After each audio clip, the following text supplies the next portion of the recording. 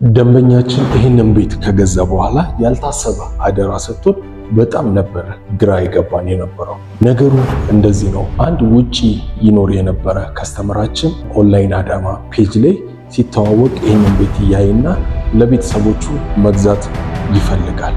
ከዛም እንዳለው ቀጠሮ ይዞ ከውጪ መጣና ይህንን ቤት ገዛ። እኛ አዋዋልነው፣ ሁሉም ነገር ጨረሰና ቤቱን በሰላም ተረከበ። ከዛ በኋላ የተፈጠረው ነገር ለኛ አዲስ ስለነበረ በጣም ነበረ ግራ የገባን የነበረው።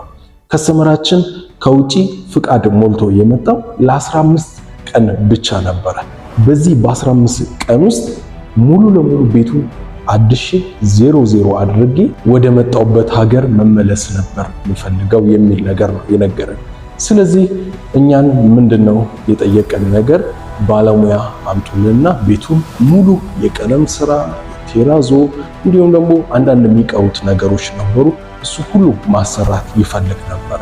ለኛም በጣም ጭንቀት ነበር። እንዴት ነው 15 ቀን ባልሞላ ጊዜ ውስጥ እሱን አስደስተነው ቆንጆ የሆነ ነገር ምናስረክበው የሚለው ነገር አስጨንቆ ነበረ።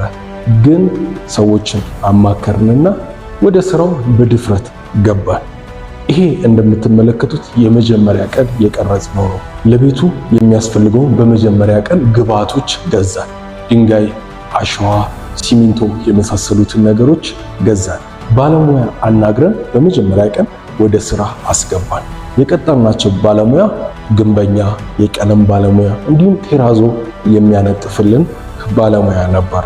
ሁሉንም በአንድ ላይ በቅንጅት አድርገን በምትመለከቱት መልኩ ስራ አስጀመር። የመጀመሪያ ቀን ይህንን ይመስላል። ከዛ ሁለተኛ ቀን ደግሞ ይህንን የምትመለከቱትን ይመስላል።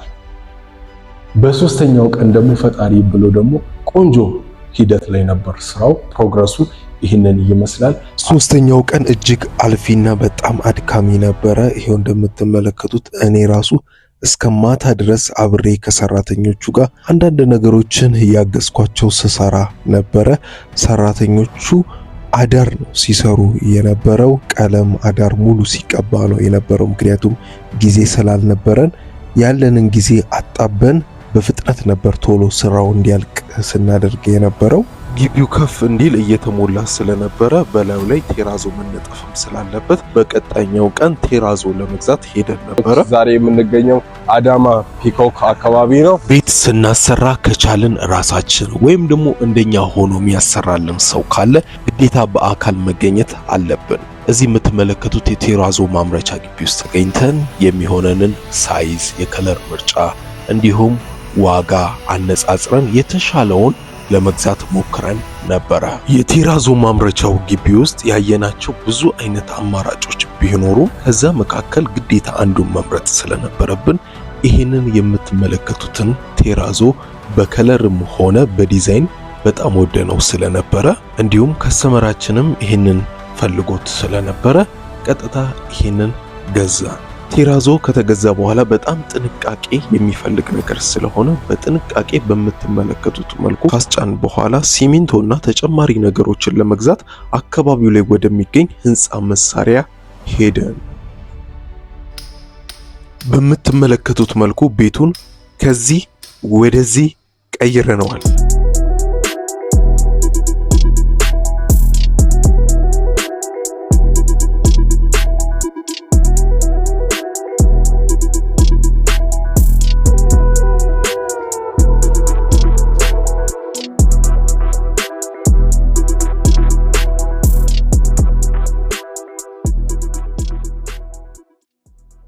በሳምንቱ እዚህ ላይ አደረሰው። ከስተመራችንም በጣም ደስተኛ ሆኖ ወደ መጣበት ሀገር ተመለሰ። እንዲሁም ደግሞ ሌላ ኃላፊነት ደግሞ ሰጠን። ይሄንን ቤት ቤተሰቦች መተው ክፍለ ሀገር ነው እስከሚኖሩ ድረስ እነሱ እዛ ያለውን ነገር አመቻችተው እስከሚመጡ ድረስ አከራዩልን የሚል ኃላፊነት ለ6 ወር ያክል እንድናከራይለት ሰጠን። ቤቱን ሙሉ ለሙሉ አጠናቀን በምትመለከቱት መልኩ ደግሞ አከራየንለት ማለት ነው። እና ይሄንን ይመስላል።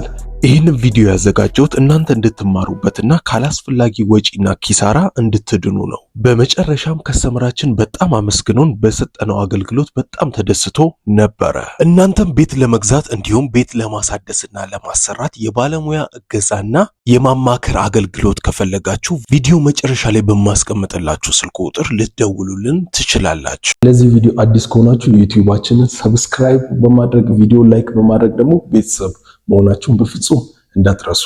መልካም ጊዜ ይሁንላችሁ። ቻው ቻው።